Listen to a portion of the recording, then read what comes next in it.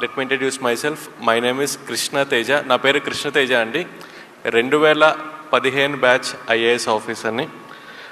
నాకు ఇచ్చిన టాపిక్ వచ్చేసి ఎడ్యుకేషన్ గురించి మాట్లాడమన్నారు. I just thought I will share one of my life time experience about education. అందరిలానే నేను 10th టాపర్ని అయ్యాను, ఇంజనీరింగ్ టాపర్ని అయ్యాను. 10th ఇంటర్మీడియట్ ఇంజనీరింగ్ టాపర్ని అయిన తర్వాత ఆంధ్రాలో ప్రతి స్టూడెంట్లానే నాకు కూడా ఒక మల్టీనేషనల్ కంపెనీలో లక్షల్లో శాలరీతో ఒక మంచి జాబ్ వచ్చింది. నేను చాలా హ్యాపీగా జాబ్ చేస్తున్న టైంలో ఆ దేవుడు నాకు ఒక రూమ్మేట్ని ఇచ్చాడు. నిజం చెప్పాలంటే మా రూమ్మేట్కి అనమాట ఐఏఎస్ అవ్వాలన్న ఒక కోరిక. ఒకరోజు మా రూమ్మేట్ నాతో చెప్పాడు, తేజ నాకు ఐఏఎస్ అవ్వాలని ఉంది అని చెప్పాడు. నేను వెంబటనే ఏంటి ఐఏఎస్ అని అడిగాను. వెంబటనే వాడు నాతో అన్నాడు, జిల్లా కలెక్టర్ అవ్వాలని ఉంది అన్నాడు. నేను అప్పుడు వాడిని అడిగా, ఏంటి దాని ప్రత్యేకత, ఇక్కడ నీకు మంచి శాలరీ వస్తుంది కదా అంటే, అప్పుడు ఫస్ట్ టైం వాడు చెప్పాడు, ఒక ఐఏఎస్ అవుతే, ఒక జిల్లా కలెక్టర్ అవుతే జనాలకి ఏ విధంగా సేవ చేయొచ్చు అని చెప్పేసి. వాడు నిజం చెప్పాలంటే నన్ను మోటివేట్ చేసి వాడితో పాటు నన్ను కూడా తీసుకువెళ్ళి ఒక కోచింగ్ ఇన్స్టిట్యూట్లో ఐఏఎస్ చదవటం కోసం జాయిన్ చేశాడు. నేను వాడు ప్రతిరోజు ఈ ఐఏఎస్ కోసం కోచింగ్ ఇన్స్టిట్యూట్కి వెళ్ళి చదువుకొని రావటం జరిగింది. నేను ఎప్పుడైతే రోజు ఐఏఎస్ కోచింగ్కి వెళ్ళి వస్తున్నానో నాకు చిన్నగా అర్థమైంది, ఐఏఎస్ ఒక ఉద్యోగం కాదు, ఒక సేవ అని. నేను కూడా చాలా నీట్గా, చాలా కాన్సన్ట్రేటెడ్గా ఐఏఎస్ ఎగ్జామ్కి చదవటం మొదలుపెట్టాను. అలా ఫస్ట్ టైం నేను ఐఏఎస్ ఎగ్జామ్ రాశాను. నేను ఫెయిల్ అయ్యాను. నేను ఫెయిల్ అయినప్పుడు నేను అనుకున్నాను, నాకు జాబ్ చేసే టైంలో బాగా చదువుకోవటానికి టైం దొరకపోవటం వల్ల నేను ఫెయిల్ అయ్యాను అనుకొని నేను జాబ్ రిజైన్ చేసి నెక్స్ట్ 1 year మొత్తం 24 గంటలు ఐఏఎస్ కోసమే ప్రిపేర్ అయ్యి సెకండ్ టైం నేను ఐఏఎస్ ఎగ్జామ్ రాశాను. సెకండ్ టైం నేను ఫెయిల్ అయ్యా.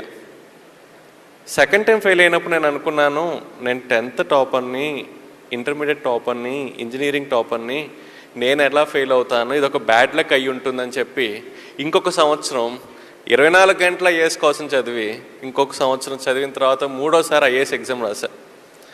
3వసారి కూడా నేను ఫెయిల్ అయ్యా. మీరందరూ అబ్జర్వ్ చేస్తే ఆ దేవుడు నాకు జీవితంలో 3 పెద్ద సక్సెస్లు ఇచ్చాడు. 10వ తరగతి పెద్ద సక్సెస్ అయింది, ఇంటర్మీడియట్ పెద్ద సక్సెస్, ఇంజనీరింగ్ పెద్ద సక్సెస్. వెంబటనే అదే దేవుడు నాకు జీవితంలో 3 ఫెయిల్యూర్స్ కూడా ఇచ్చాడు. ఐఏఎస్ 1వసారి ఫెయిల్ అయ్యాను, 2వసారి ఫెయిల్ అయ్యాను, 3వసారి ఫెయిల్ అయ్యాను. ఎంత తెలియగలవాడికైనా 3 సార్లు ఫెయిల్యూర్ వచ్చిన తర్వాత వాళ్ళలోని కాన్ఫిడెన్స్ లెవెల్స్ అంతా కిందకి వెళ్ళిపోతాయి, వాడి మోటివేషన్ లెవెల్స్ అంతా కిందకి వెళ్ళిపోతాయి. నాకు అసలు అర్థం కాలేదు, నేనేంటి, నాకేంటి 3 సార్లు ఫెయిల్యూర్ రావటం ఏంటి అని చెప్పేసి. దాదాపు 1 నెల నాలో నేను చెక్ చేసుకున్నాను, ఎందుకు నాకు ఈ ఫెయిల్యూర్ వస్తుంది అని చెప్పేసి. ఆ నెల రోజుల్లో నాలో నాకు ఒక తప్పు కూడా కనిపించలేదు. తర్వాత ఇంకొక నెల రోజులు నా ఫ్రెండ్స్ ఇంటికి వెళ్ళి ఫ్రెండ్స్ని అడిగాను అనమాట, అరే మీకు తెలుసు కదా నేను ఐఏఎస్ ప్రిపేర్ అవుతున్నాను, మీకు తెలుసా నేను ఎందుకు ఈ ఎగ్జామ్లో ఫెయిల్ అవుతున్నాను అని అడిగా. ఫ్రెండ్స్ అందరు నాతో ఉంటారు, తేజ నువ్వు తెలియగలవాడివి, నీకు బాగా గుర్తుంటాయి, నీకు కాన్సెప్చువల్ క్లారిటీ చాలా ఎక్కువ, మాకు అర్థం కావట్లేదురా నీకు ఎందుకు ఫెయిల్యూర్ వస్తుందో అని చెప్పారు. దాదాపు 1 నెల నాకు నేను పరిశీలించుకుంటే నాకు ఒక తప్పు కనిపించలేదు. ఇంకొక నెల నా స్నేహితులను అడిగినా నాకు ఒక తప్పు కనిపించలేదు. ఇంక నేను ఒక డెసిషన్కి వచ్చాను, ఐఏఎస్ నాకు రావటం కొంచెం కష్టమే అని చెప్పేసి.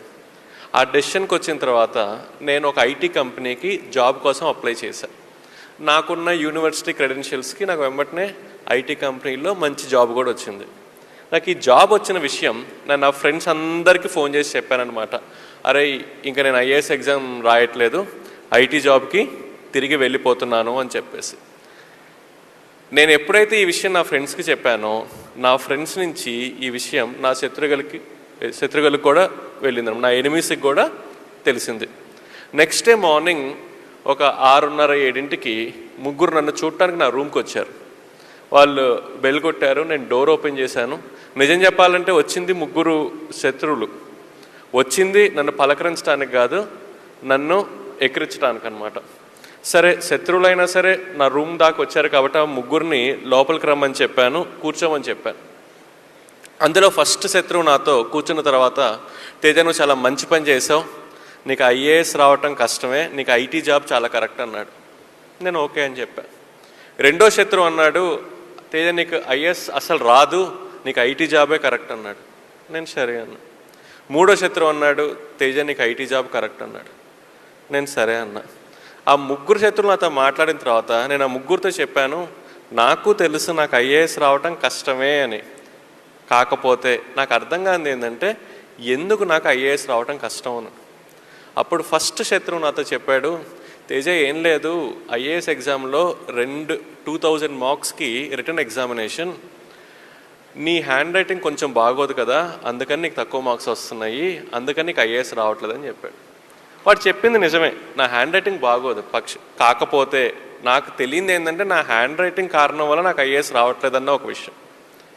రెండో శత్రువు నాతో చెప్పాడు, తేజ ఐఏఎస్ ఎగ్జామ్లో 2000 మార్క్స్కి రిటర్న్ ఎగ్జామ్ కదా, ఏదైనా క్వశ్చన్ ఇస్తే దానికి సమాధానం నువ్వు 1వ పాయింట్ 2వ పాయింట్ 3వ పాయింట్ అని పాయింట్ వైజ్ రాస్తావు, కానీ ఐఏఎస్లో మంచి మార్క్స్ రావాలంటే ఒక విషయం మంచి లాంగ్వేజ్లో కథలాగా రాస్తే ఎక్కువ మార్క్స్ వస్తాయి, నీకు అది తెలియదు అని చెప్పాడు. వాడు చెప్పింది కరెక్టే. నేను ఇంజనీరింగ్ స్టూడెంట్ని, ఏదైనా క్వశ్చన్ ఇస్తే 1వ పాయింట్ 2వ పాయింట్ 3వ పాయింట్ ఎట్లా రాయాలో నాకు తెలుసు, కానీ ఒక విషయం మంచి భాషలో ఒక ఆర్ట్స్ స్టూడెంట్ రాసే విధంగా రాయటం నేను ఎప్పుడు నేర్చుకోలేదు, నాకు తెలియదు. మూడో శత్రువు చెప్పాడు, తేజ నువ్వు ఏం మాట్లాడినా చాలా సూటిగా మాట్లాడతావు, కానీ ఇంటర్వ్యూలో చాలా డిప్లొమాటిక్గా మాట్లాడితేనే మంచి మార్క్స్ వస్తాయి, అది నీకు తెలియదు, అందుకని నీకు ఐఏఎస్ రావట్లేదని చెప్పాడు. అట్లా 3 శత్రువులు నాకు 3 కారణాలు చెప్పి వాళ్ళు తిరిగి వెళ్ళిపోయారు. ఆ క్షణంలో నాకు జీవితంలో ఒక సత్యం అర్థమైంది. ఏంటి అంటే మన జీవితంలో పాజిటివ్స్ ఏంటో తెలుసుకోవాలి అంటే మనం ఎవరిని అడగాలి? మన ఫ్రెండ్స్ని అడగాలి. అదే మన జీవితంలో నెగిటివ్స్ ఏంటో తెలుసుకోవాలంటే మనం అడగాల్సింది డైరెక్ట్గా వెళ్ళి మన శత్రువుల్ని. కారణం ఏంటి? మన శత్రువుల యొక్క పని ఏంటి? 24 గంటలు మనల్ని అబ్జర్వ్ చేస్తూ మనలో ఉన్న నెగిటివ్స్ ఐడెంటిఫై చేయటమే మన శత్రువుల పని. సో మనకన్నా మనలో ఉన్న నెగిటివ్స్ ఎవరికి తొందరగా తెలుస్తాయి? మన శత్రువులకి. నాకు నా శత్రువుల కారణం వల్ల చాలా క్లియర్గా అర్థమైంది నాకు ఐఏఎస్ రాంది 3 కారణాలు. హ్యాండ్ రైటింగ్, నేను సమాధానం ఎలా రాస్తున్నాను అనే విషయం మీద, నేను మాట్లాడే విషయం మీద. వెంబటనే నేను మా నాన్నగారికి ఫోన్ చేశాను, నాన్నగారు నాకు ఇంకొక సంవత్సరం కూడా కావాలి, నేను ఇంకోసారి కూడా ఐఏఎస్ రాద్దామని.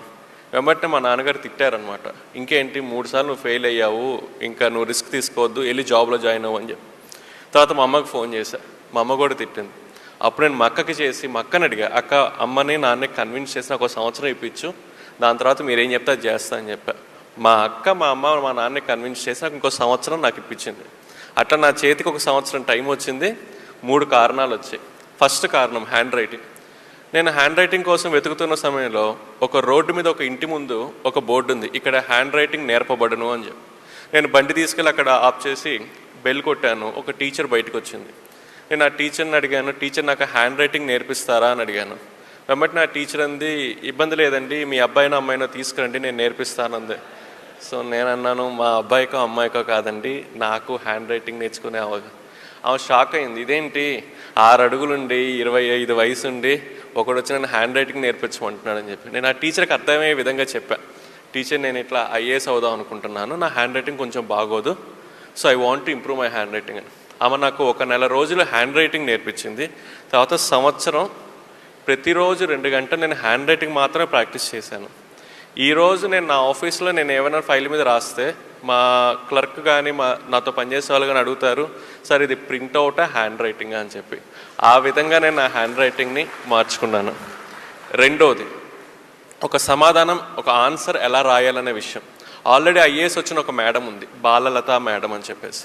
నేను ఆ మేడం ఇంటికి వెళ్ళి, మేడం నాకు ఒక క్వశ్చన్కి ఆన్సర్ ఎలా రాయాలో గైడ్ చేస్తారా అని అడిగాను. మేడం రేపు రా అంది. నేను రేపు వెళ్ళి మేడంని కలిసా. మళ్ళీ రేపు రా అంది. మళ్ళీ నెక్స్ట్ డే వెళ్ళి మేడంని కలిసా. అట్లా 1 వీక్ మేడం నెక్స్ట్ డే అంది. నేను మేడం చెప్పిన స్థలంలో మేడం చెప్పిన సమయానికి వెళ్ళి మేడంని కలిసా. 7వ రోజు మేడం చెప్పింది, కృష్ణ నాకు అర్థమైంది నువ్వు ఒక కమిటెడ్ స్టూడెంట్ అని, నేను ఒక పని చేస్తా, నేను నీకు 365 ఎగ్జామ్స్ పెడతాను, ప్రతి ఎగ్జామ్ 3 గంటలు. ప్రతి ఎగ్జామ్ ఎర్లీ మార్నింగ్ 4ంటికి మా ఇంటికి వచ్చి రాయాలి. నువ్వు 4ంటికి వచ్చి 7 దాకా రాయాలి. ఏదైనా కారణం వల్ల నువ్వు ఒక ఎగ్జామ్ రాయకపోయినా, ఒక ఎగ్జామ్ లేట్గా రాసినా అది నీ లాస్ట్ ఎగ్జామ్ అవుతుందండి. సో నేను మేడం చెప్పిన విధంగా 1 సంవత్సరం ప్రతిరోజు మేడం ఇంటికి 4ంటికి వెళ్ళి 3 గంటల ఎగ్జామ్ 365 రోజులు రాశాను. నేను 365 రోజులు ఎప్పుడైతే ఎగ్జామ్ రాశానో ఆటోమేటిక్గా ఒక సమాధానం మంచి భాషలో కథలాగా ఎలా రాయాలో నాకు అర్థమైపోయింది. అదేవిధంగా నా మాట తీరు మార్చుకోవటం కోసం ఆల్రెడీ ఐఏఎస్ చదువుతున్న పిల్లలకి నేను కోచింగ్ ఇవ్వటం మొదలుపెట్టాను కోచింగ్ ఇన్స్టిట్యూట్లో. నేను ఎప్పుడైతే పిల్లలకి టీచర్గా అయ్యి కోచింగ్ ఇవ్వటం మొదలుపెట్టానో నాకు వెంబటిన అర్థమైంది ఒక విషయం, ఎదురు వ్యక్తికి బాగా అర్థమయ్యే విధంగా ఎలా మాట్లాడాలని. అట్లా 1 సంవత్సరంలో నేను ఈ 3 కారణాలని ఓవర్కమ్ చేసి 4వసారి ఐఏఎస్ కోసం ప్రిలిమ్స్ ఎగ్జామ్ రాశాను, క్లియర్ చేశాను. మెయిన్స్ ఎగ్జామ్ రాశాను, క్లియర్ చేశాను. అండ్ ఇంటర్వ్యూలో పార్టిసిపేట్ చేశాను, క్లియర్ చేశాను. I got all India 66 rank.